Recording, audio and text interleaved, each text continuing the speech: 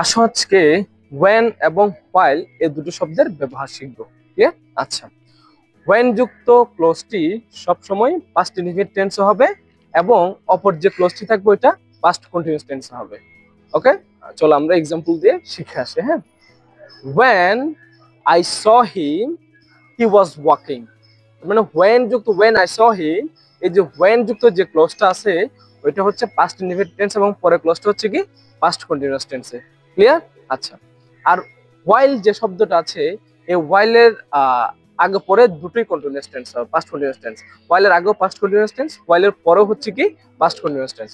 যেমন while I was walking he was reading।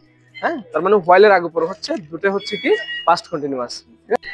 এবং আরেকটা ইন্টারেস্টিং ব্যাপার হচ্ছে while যুক্ত সেন্টেন্সে while এর পর যে ভার্বটা আসবে ওই ভার্বটার সাথে আইএনজি যুক্ত হবে।